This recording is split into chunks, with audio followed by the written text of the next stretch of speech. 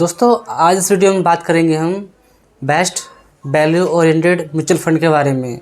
इसमें हमने दो म्यूचुअल फंड सेलेक्ट किए हैं और दोनों के हम बात करेंगे फंड साइज कितना है, उसका रिटर्न कितना है, एक साल 2 साल 1 साल 3 साल 5 साल का रिटर्न कितना है और फंड साइज कितना है और एक्सपेंस रेशो कितना है, इस बारे में बात करेंगे और आपको बताएंगे कि वैल्यू म्यूचुअल फंड क्या होता है, उसमें क्या फ़र्क होता है बाकी के जो म्यूचुअल फंड होते हैं large cap, small cap, mid cap, flexi cap, उससे अलग म्यूचुअल फंड ये क्यों होता है, उसके बारे में इस वीडियो में बात करेंगे।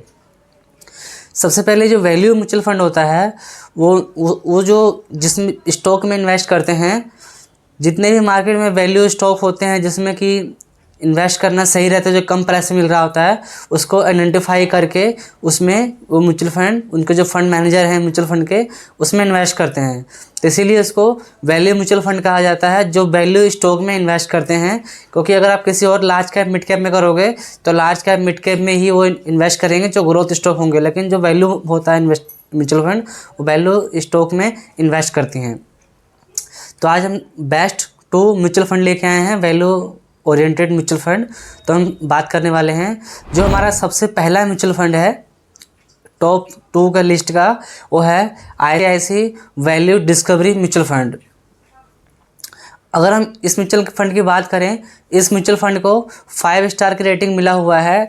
उसके बाद में अगर हम इस फंड साइज का बात करें, जो फंड साइज है इस म्यूचुअल फंड का वो 51,197 करोड़ रुपए है। तो कहीं ना कहीं इसमें बहुत सारे लोगों ने पैसा इन्वेस्ट कर रखा है, क्योंकि 51,197 करोड़ रुपए इसमें इन्वेस्ट हैं लोगों के। सबसे पहली बात ये फंड साइज हो गया। उसके बाद में अगर हम बात करें, मिनिमम SIP आप मात्र 100 रुपये से कर सकते हो। आप मंथली SIP जो है आप मात्र 100 रुपये से कर सकते हो।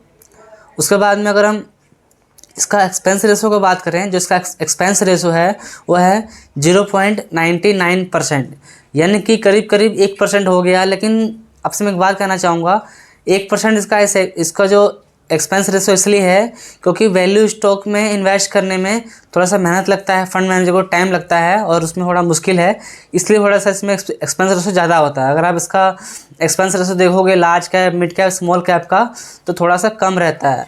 लेकिन हाँ, यही म्यूचुअल फंड अगर आप रेगुलर म्यूचुअल फंड में बाय करोगे तो आपको और ज़्यादा एक्सपेंस रेशो पड़ेगा, क्योंकि डायरेक्ट म्यूचुअल फंड है, इसलिए एक्सपेंस रेशो उससे कम रहता है। इसलिए इतना ध्यान रखें कि कभी भी म्यूचुअल फंड में बाय करें तो कोशिश करें जो डायरेक्ट ग्रोथ वाली म्यूचुअल फंड है उसमें इन्वेस्ट करें, ताकि आपका जो एक्सपेंस रेशो कम पड़ेगा और लॉन्ग टर्म में जो आपका रिटर्न है ज़्यादा बन सकेगा। तो जो इसका एक्सपेंस रेशो है 0.99% है। उसके बाद में इसका अगर हम रिटर्न की बात करें, इस म्यूचुअल फंड का 1 साल का इसका रिटर्न 40% का है, 1 साल का रिटर्न। अगर हम इस म्यूचुअल फंड का 3 साल का रिटर्न का बात करें, वो है 23% का रिटर्न है। जितने भी मैं आपसे बात कर रहा हूँ रिटर्न के CAGR रिटर्न है, ये एक्चुअल रिटर्न नहीं है। उसके बाद में 3 साल का रिटर्न इसका 23% का है। अगर हम इस म्यूचुअल फंड का बात करें, ICICI value discovery mutual fund का 5 साल का रिटर्न कितना है, तो इसका 28% का रिटर्न है पिछले 5 सालों का। तो दोस्तों ये था ICICI value discovery mutual fund का कुछ डिटेल जो मैंने आपको बताने की कोशिश किया है। दोस्तों अब हम दूसरे म्यूचुअल फंड की बात करने वाले हैं, जो कि है एक SBI कॉन्ट्रा म्यूचुअल फंड, जो कि इसका अगर हम बात करें, इसको भी 5 स्टार का रेटिंग मिला हुआ है। अगर हम फंड साइज की बात करें तो इसका फंड साइज है 41,326 करोड़ रुपये इसका फंड साइज है। अगर हम बात करें इसमें मिनिमम SIP आप 500 रुपये से स्टार्ट कर सकते हो। जो कि इसका एक्सपेंस रेशो की बात करें तो 0.58% है, तो इसका एक्सपेंस रेशो थोड़ा सा उससे कम है ICICI वाले फंड से। अगर हम बात करें इस फंड का 1 साल का रिटर्न कितना है, तो इसका 1 साल का रिटर्न है 41% का।